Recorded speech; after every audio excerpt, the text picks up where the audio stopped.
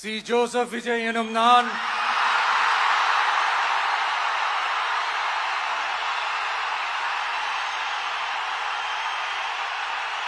சட்டப்படி அமைக்கப்பெற்ற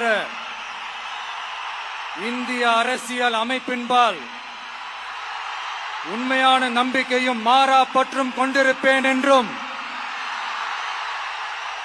இந்திய நாட்டின் ஒப்பில்லாத முழு முதல் ஆட்சியையும் ஒருமையையும் நிலைநிறுத்துவேன் என்றும் தமிழ்நாட்டு அரசின் முதலமைச்சராக